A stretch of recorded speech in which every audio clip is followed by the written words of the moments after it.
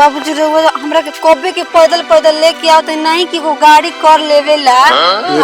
ये फिर पैसा का बड़ी कठिनाई बा जनु ना पैसा सब बान ना। चलो बाबूजी की हेलू रहा है खाली चला ना पैदल पैदल खाली करबो सारा रात। चलो पता बा तू पैसा बचे तोहरे जिंदगी में काम ना आई। पैसा बचावत रहला खाली बताओ भौजी हम नहीं खेला थैले खिले ले बन जा लग लगी तका करबो और तुम तेज तब चला जाए समझाई अपने बाबूजी के तकनीक से कहत नहीं आके। चलो करतला खाली एगो बात बताई रउआ हम तो लइके फेंकी रहनी हां अपना घर के हम नमिया देख रहथिन त नहीं रउआ लाई रहथिन तू मेला देख तू कि लइकन के संग लेके पूरा घूमत पता ही जी का बोलता नहीं बताई पतो के ये बा। हां ज्यादा तू ही पैदल चल हम अपना मेहरारू जब हमरा बियाह भइल ना त पैदले बन जाओ जमाना में अब पैदले विदाई करा के ले। ए बाबूजी पहले ना बैलगाड़ी चलत रही आदमी बैलगाड़ी पे जाते रहे अब हवाई जहाज चलत रही सन। हवाई जहाज में तो अपना बाबू से हवाई जहाज चढ़ा के किनवा के आई हो जाएगा चढ़ कोई पर हमारा उतना खरा शक्ति नहीं खे का हर चीज में मैं बाबू जितनी लिया कारो सबको नहीं के अपन कमा के करिन जा कवन मार हड़िया दे देला मामा बहुत तू सदैव त एगो गाड़ी दे देना 20,000 रुपया देना ये था हम इसके को शादी होता गाड़ियों तो बेच डाला गाड़ियां बनाई रहती कमाल किना जा जिंदगी हम ही किनब का ए बाबूजी चलो इस रात पर भाई जा चला चुपचाप चलो हो पतो चलो चला घाम लगा तो चला। लेकिन बाबूजी को बात कहीं लड़की के कुछ उड़ा दी लड़की के अगर लोग मार दलस तो वो सब जानम जा ओ जा लड़की रह लिया कभी हाथ कट गई रहलटे तो वो कपार पर चढ़ा रहनी है हमनी के तोहार माई वो भीख मांगे रहल हां हाय नातिन हम पहली बार न को लिया ओ जा वो कतला के को छाता ना किन दे देबे हां पहला है का गोड़ में पहला है का है काने का से बनवैले इतना बनवैला हां पैसा रहता एगो का एगो रुमाल ना किने बर सब पैसा ला छाता किने बर पैसा ना रहल हां चलो हमर नतिनी भी हमरा बिया दुलावा हम किनम चल घर शरारत मत कर पैसा कुछ किन के देले भी हमार भाई ठीक ना बाबूजी रहो जितना बाजा ही ना रहो के काम दी ही अच्छे बड़की पतोया पे टाप देखब देने उतारब छोटकी पतोया के तब पता चली रहू चली आता ना हमर पैसा नहीं रह जता तोरा में उतना ओकर में लगे तो ई बुढ़ावा से हम परेशान हो गइल बानी कसम से एकदम दिन भर खैनी बीड़ी खाइला के सिवा कुछ न जानना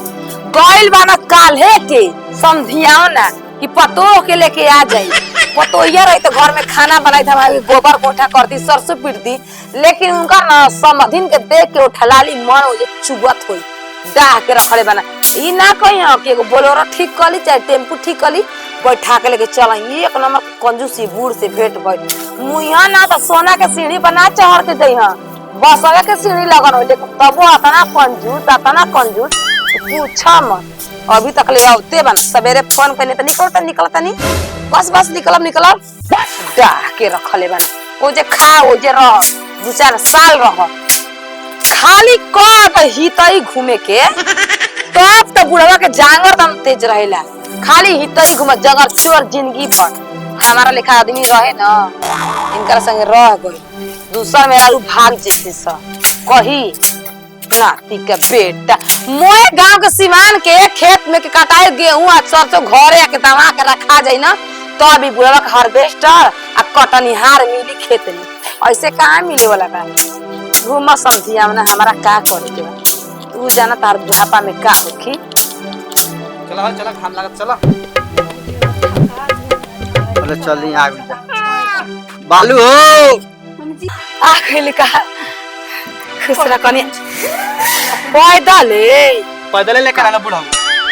कहां के पैसा तो सोना के सीढ़ी पर ले जिया से बेटा पतो ये तारा के शमशान घाटे अरे घाम पहले तू केवाड़ी खोला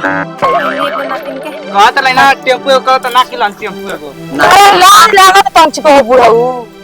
आए हाथ जुगी लेके पैदल 10 कोस ले लेके आ ये कभी की यहां के समझावत अपना दूर बाटे ओ कर मुहाना देखला छोड़की ले बचाना फिर देखल त मुहावा चलो खोला तक भाई काला गजब के तू ना खैनी भी खा जा थो खबर लेकिन तू गाड़ी ना कर सकेला 500 रुपए दे 500 रुपए तनके रास्ते में खा गई छुलाई त कने तनी पानी किन दी जी त नहीं के पैसा हां पानी किन के कबो जिंदगी में पे जा घर में जा चलो खाई तो हल्ला करके जिंदगी में तोहरा बाटे जिंदगी भर बा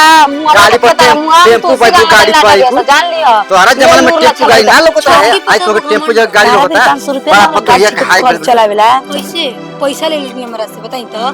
आ तू दे देली हां देने कैसे ना जी बीच रोड आप हम नाटक करी हुआ संगे बताई तो आई बुढ़ावा जैसने जवानी में करत रहे वैसने ई बुढ़ारी में करता बुढ़ावा जवानी लक्ष्मणवा के संग धइले बा गांजा पी के बुढ़ावा न का हम बता आदमी कहे कि महल उठा लेना सा लेकिन को चले खातिर चक्के नहीं के वो जन हमर गांस में तो न बेच दाना बुढ़ाओ